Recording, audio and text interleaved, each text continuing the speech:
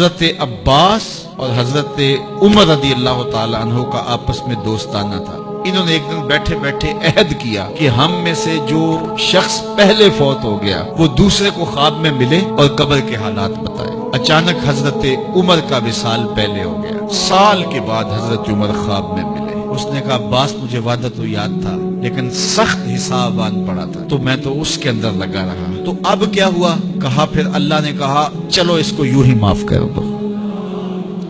تو کہا چھٹ کے ابھی ابھی آ رہا ہوں. تو میں نے کہا وعدہ پورا کر دو. میں اور آپ ٹھیکیدار بن جاتے ہیں جنت کے. ہمارے پلے عمل ہے کیا؟ ہیں تو ریاکاری کے شکار ہے ہمارے اعمال. رسول کریم نے ارشاد فرمایا جو میں دیکھتا ہوں وہ تم نہیں دیکھتے اور جو میں سنتا ہوں وہ تم نہیں سنتے.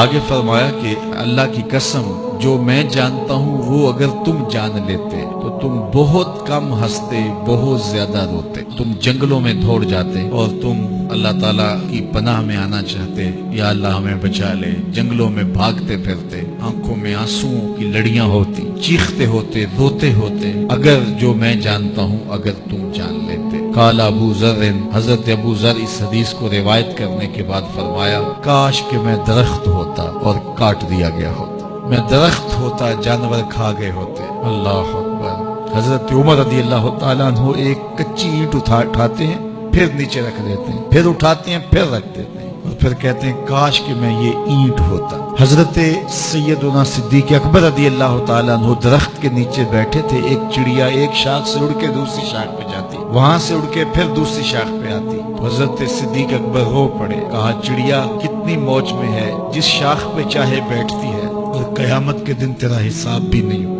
کہا پھنسے تو ہم ہیں. رسول کریم صلی اللہ علیہ وآلہ وسلم سے لوگوں نے کہا حضور آپ بوڑھے ہو گئے. حضور کی مبارک داڑھی میں سفید بال سر انور میں بھی سفید بال اگرچہ ان کی تعداد محدود تھی لیکن ظاہر ہوئے.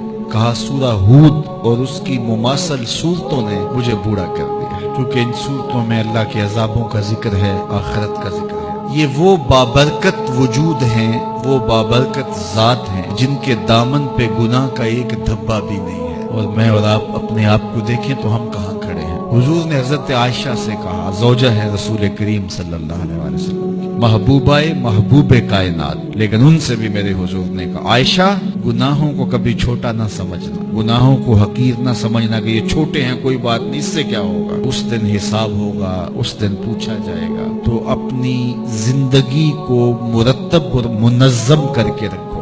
ہم بہت سارے گناہ دائیں بائیں دیکھ کے کرتے ہیں. جب ہم معاشرے میں برائی پھیلی ہوئی دیکھتے ہیں تو ہم کہتے ہیں کہ دیکھو نا یہ سارے کر رہے ہیں تو میں ہی بہت متقی آ گیا ہوں جی. دائیں بائیں دیکھ کے گناہ کرتے ہیں. پھر ہم کہتے ہیں فلاں بخشا گیا تو ہم بھی بخشے جائیں گے. اچھا اگر وہ نہ بخشا گیا تو پھر جہنم میں جانا قبول ہے. تو دائیں بائیں دیکھ کر دلیر ہو جاتے ہیں. تو آئیے ہم اپنی آخرت کے لیے سوچیں اپنی زندگی کو اچھائی کی راہوں کا مسافر بنائیں.